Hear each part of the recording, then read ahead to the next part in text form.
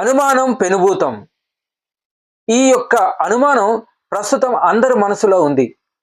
అది ఏ రూపంలో ఉందంటే, కొత్త పన్ను విధానాన్ని ఎన్నుకోవాలా, పాత పన్ను విధానాన్ని ఎన్నుకోవాలా? ప్రస్తుతం అందరి మనసులో ఉన్న డైలమా.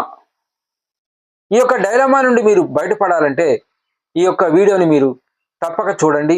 నేను MK Shankar. Welcome to our channel Shankar's advisory. మీ యొక్క సంవత్సర ఆదాయము 7,50,000 కన్నా పైబడి ఉన్నట్లయితే మీరు పాత పన్ను విధానాన్ని ఎన్నుకోండి.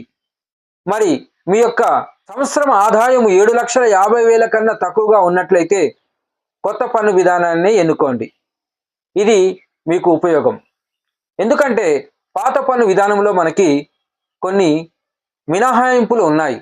ఏ విధంగా అంటే, పిల్లల స్కూల్ ఫీజు కని, మనం పేమెంట్ చేసే ఇన్సూరెన్స్ ప్రీమియం మీద,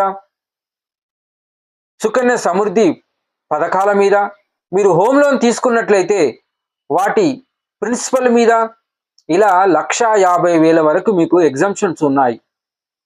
మరియు 80D ప్రకారము, అంటే ఏమైనా మెడికల్ చెకప్ జరిగినా, పాలసీ మీ దగ్గర ఉన్న 25,000 వరకు మీరు ఎగ్జంప్షన్ తీసుకోవచ్చు.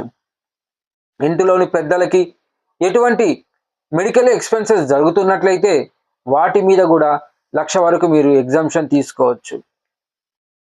మరియు బ్యాంకులో ఎటువంటి ఎఫ్డీలు ఉన్నా అక్కడ కూడా ఎగ్జంప్షన్ ఉంది. బ్యాంకులో మీరు పెట్టిన ఎఫ్డీపై వడ్డీ వస్తే దానిపైన కూడా మీకు ఎగ్జంప్షన్స్ ఉన్నాయి. ఇలా మనము అన్నిటినీ పరీక్షించి చూసినట్లయితే ఎవరికైతే నిజాయితీగా నీతిగా పేమెంట్ చేస్తున్నారో వాళ్ళకి కంపల్సరీగా పాత పన్ను విధానమే మంచిది. మా యొక్క పాత వీడియోలు మీరు చూడండి. 14 లక్షల వరకు ఎటువంటి ట్యాక్స్ కూడా కట్టనవసరం లేదని ఆ వీడియోలు చెప్తున్నాయి. మీరు ఒక్కసారి ఆ యొక్క వీడియోలు చూసినట్లయితే మీకు ఇంకా ఎక్కువగా విజ్ఞానం వస్తుంది. గత సంవత్సరం సర్వేలు మనం చూసినట్లయితే చాలా మంది 78% ట్యాక్స్ పేయర్స్ కొత్త పన్ను విధానాన్ని ఎన్నుకున్నారు. ఓన్లీ 22% మాత్రమే పాత పన్ను విధానాన్ని ఎన్నుకున్నారు. గమనించినట్లయితే గవర్నమెంట్ ఆఫ్ ఇండియా వారు ఇంకా ఎక్కువగా పాత పన్ను విధానాన్ని ఎంకరేజ్ చేయకుండా కొత్త పన్ను విధానానికి చాలామంది మొగ్గు చూపవచ్చు అని నేను అనుకుంటున్నాను. ఒకవేళ గవర్నమెంట్ కానీ పాత పన్ను విధానాన్ని పట్టించుకున్నట్లయితే బ్యాంకింగ్, ఇన్సూరెన్స్, రియల్ ఎస్టేటు ఈ యొక్క రంగాలు చాలా మటుకు కుప్పకూలిపోయే అవకాశాలు ఉన్నాయి. ఇందులోనూ ఇన్వెస్ట్ రూపంలోనూ డబ్బు పెడతారు. వారందరూ కూడా ఇక మీద డబ్బు పెట్టరు. సో దానివల్ల పాలసీ ల్యాప్స్ అవడం వల్ల ఇన్సూరెన్స్ విభాగం దెబ్బతింటుంది. తద్వారా అక్కడ వారు జాబ్ ప్రొవైడ్ చేయలేకపోతారు. అదేలాగా బ్యాంకింగ్ వ్యవస్థలో కూడా ఎఫ్డీలు చాలా మంది చెయ్యరు. ఎందుకంటే వారికి ట్యాక్స్ బెనిఫిట్ రాదు కాబట్టి.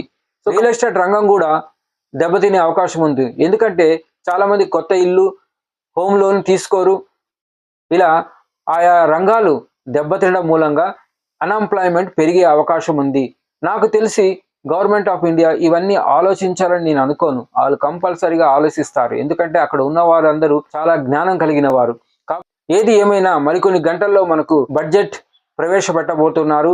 దానిని గూర్చి మీరు అప్డేట్స్ కావాలంటే మా యొక్క శంకర్స్ అడ్వైజరీ ఛానల్ని సబ్స్క్రైబ్ చేసుకోండి. ఈ వీడియో మీకు నచ్చినట్లయితే లైక్ చేయండి, షేర్ చేయండి, కామెంట్ చేయండి. వ్యక్తిగత అభివృద్ధి దేశాభివృద్ధి.